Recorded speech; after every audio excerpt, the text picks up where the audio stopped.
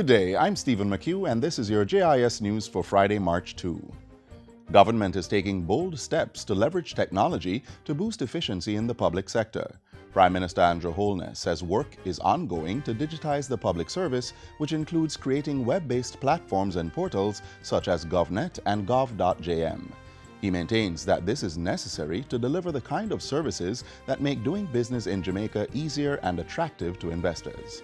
We don't have huge surpluses that we can use to generate economic growth through government spending.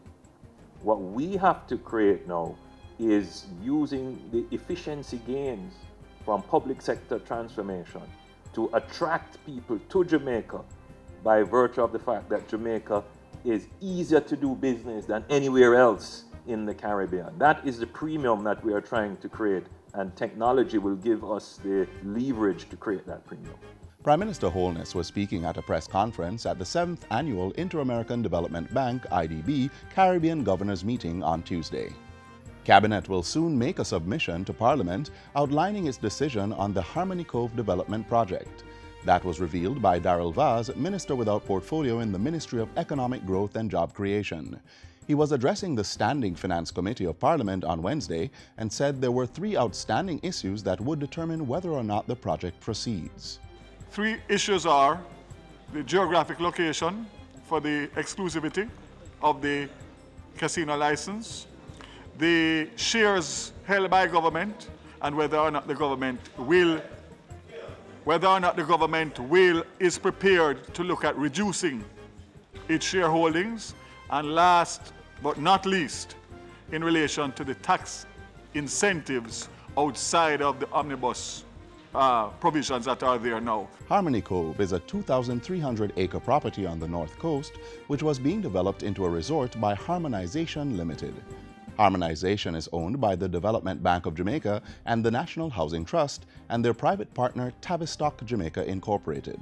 Minister Vaz told the Standing Finance Committee that the Tavistock Group was presented with government's position on the tax incentive issue, which could be a deal maker or deal breaker for whether the project goes ahead.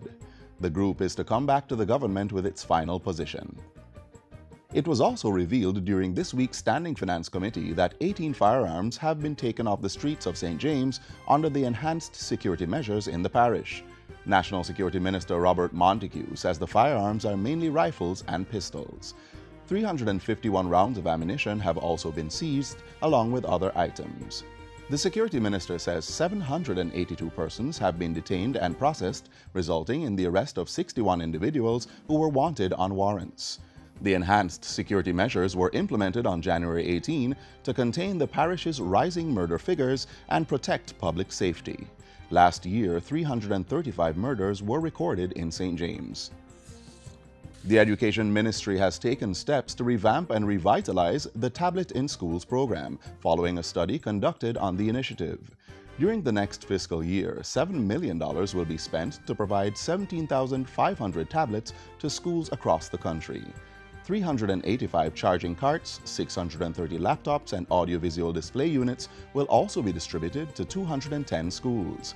Education State Minister Floyd Green says the revised program will aim to ensure that students are able to take full advantage of the enabling technologies provided through the program. What we do now in our schools is that, 1, we provide schools with tablet sets, which are for the schools and are for the classes that never leave the schools, because the reality is that the tablet set should be used in the incorporation of everything that is taught in the school. So you just change from class to class, program to program, but you have the technology as an enabling environment. The minister was speaking at the 10th Biennial College Libraries Information Network Symposium in St. James recently. And finally, Education Minister Ruel Reid is calling on all Jamaicans to use their creativity, skills, and natural resources to build the country. And so we as Jamaicans have to use our own creativity or natural resources, how we can create things that we can use for ourselves, we can sell to the tourists, and we can sell to the world. That is part of how our economy will grow. Once we are able to do this as people of Jamaica, it means, therefore, our country can grow. The minister was speaking at the recent 16th staging of Jamaica Day at the Denhamtown Primary School in Kingston. And that's it for JIS News Today. I'm Stephen McHugh. Thanks for watching.